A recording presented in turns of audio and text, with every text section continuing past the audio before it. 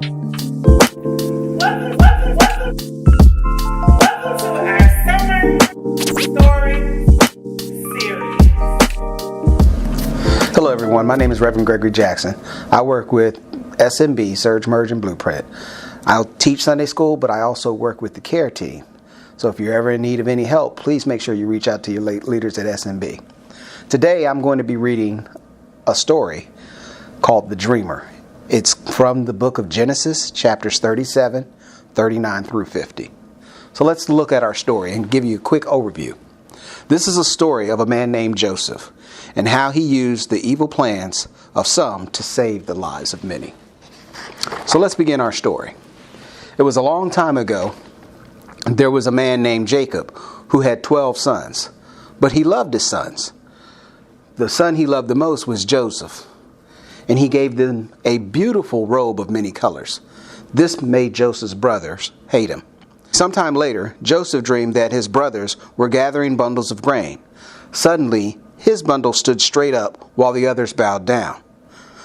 When Joseph told his brothers about the dream, he said, "Do you really think we'll bow down to you?" And they hated him even more. One day, Jacob sent Joseph to check on his brothers while they were in the fields with their flocks. Their brothers saw him coming, and they planned for a way to kill him. But one brother said, "Don't kill him. Throw him in a pit." So they did that instead. When a caravan of Ishmaelites passed, the brothers sold Joseph into slavery. Then they dipped his beautiful robe that his father gave him into animal blood and gave it to his father. Jacob, his father, thought a wild animal had killed his son. Meanwhile, Joseph was taken to Egypt and sold to a man named Potiphar. But God was with Joseph and blessed him in everything he did. Potiphar saw this and put him in charge of all of his household. When Potiphar's wife wanted Joseph to betray his master, Joseph told her no. So she told a terrible lie about him, and Potiphar threw him in prison. But even in prison, God was with Joseph. Soon he was in charge of all the other prisoners. Sometime later, Pharaoh, the king, became angry with his cupbearer and baker, and he put them in prison also. But they both dreamed strange dreams. With God's help, Joseph was able to interpret their dreams of the cupbearer and of the baker. What would happen is the cupbearer would go back to his job, but the baker would die. "Tell Pharaoh about me," Joseph begged the cupbearer. But when the cupbearer returned to Pharaoh and his job, he forgot all about Joseph. 2 years later, Pharaoh also dreamed strange dreams. What he dreamed was that 7 plump, healthy cows would be eaten by 7 thin cows, and then 7 heads of grain ate up 7 fat heads of grain. No one could tell Pharaoh what the dreams meant. Suddenly, the cupbearer remembered Joseph.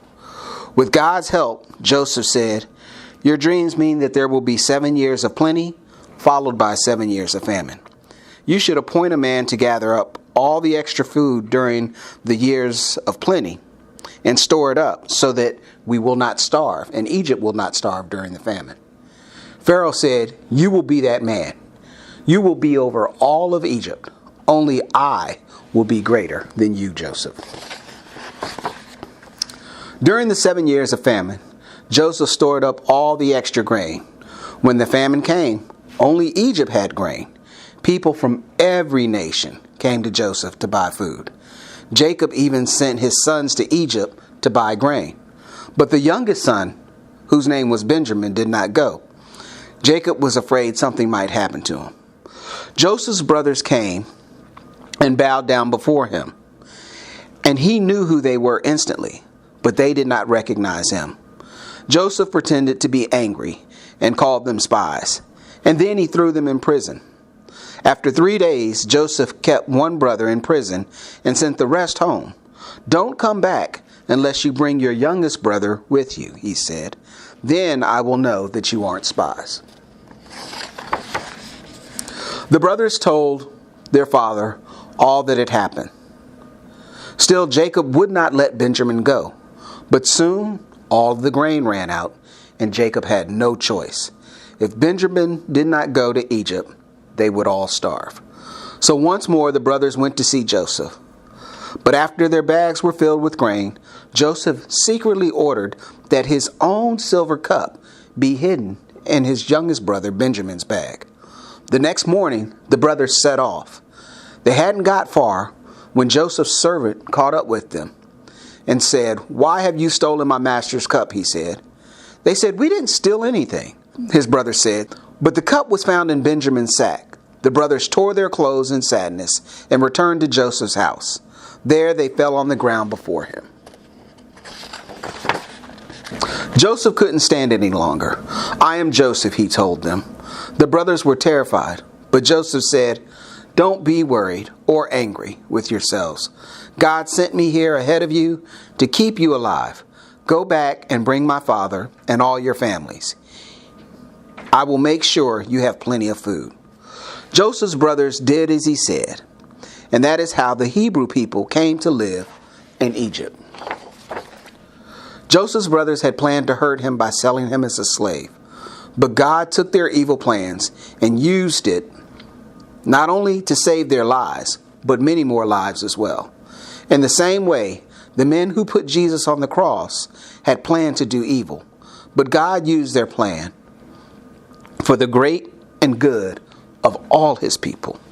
As Romans 8:28 reminds us, we know that all things work together for the good of those who love God.